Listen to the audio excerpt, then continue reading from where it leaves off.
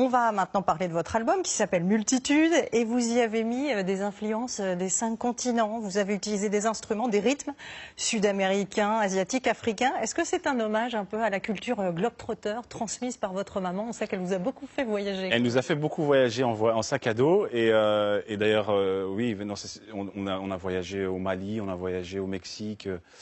On a voyagé vraiment partout et elle a toujours eu cette envie d'aller voir ailleurs, quoi. Et moi, de la même manière, pour cet album, j'avais envie d'aller chercher des grooves. En fait, un truc que j'aime beaucoup faire, c'est vraiment chercher des grooves différents.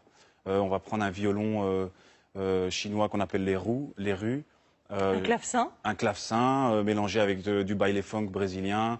Et moi, c'est ça que j'adore faire, en fait, c'est mélanger des choses. En fait, l'idée, c'était vraiment de prendre des inspirations de partout, mais sans pouvoir pointer un pays du doigt. Parce que j'avais pas envie d'avoir un morceau bolivien, un morceau congolais, un morceau rwandais. J'avais vraiment envie de mélanger tout plein de choses. D'où le titre Multitude. Exactement. Vous êtes multiples. Voilà.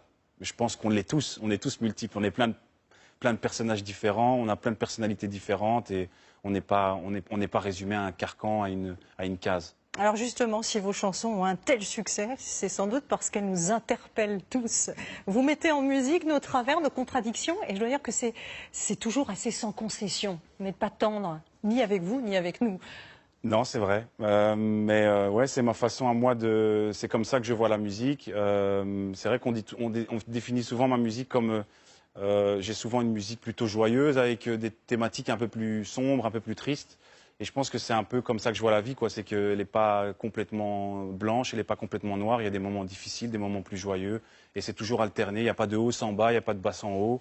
Et c'est la vie. Vous avez aussi, pendant 7 ans, lutté contre un certain mal-être. Vous en parlez d'ailleurs sans détour.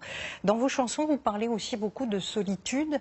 Est-ce que la musique vous a aidé à vous en libérer? Je suis pas tout seul à être tout seul. Ça fait déjà ça de moins dans la tête.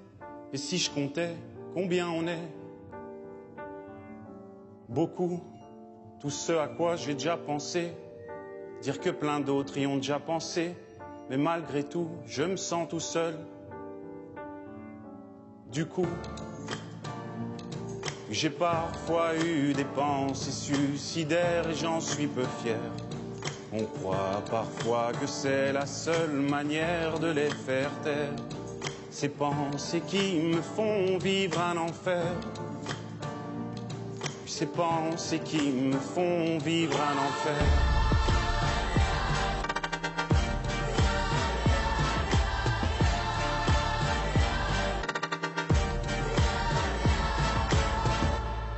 Est-ce qu'il n'y a que moi qui ai la télé et la chaîne culpabilité?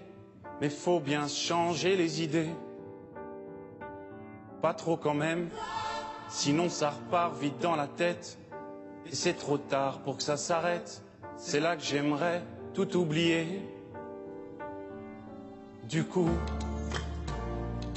oui, j'ai parfois eu des pensées suicidaires et j'en suis peu fier. On croit parfois que c'est la seule manière de les faire taire. Ces pensées qui me font vivre un enfer. Puis ces pensées qui me font vivre un enfer.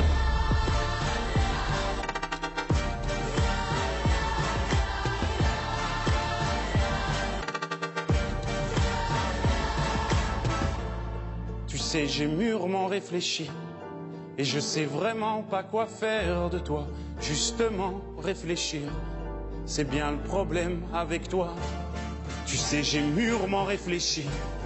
Et je sais vraiment pas quoi faire de toi. Justement, réfléchir, c'est bien le problème avec toi.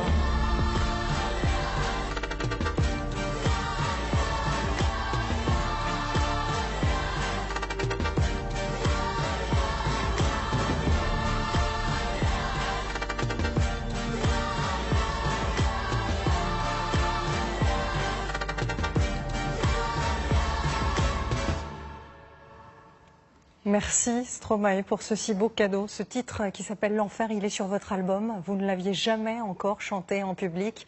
Merci infiniment pour votre sincérité. Merci à vous pour votre accueil.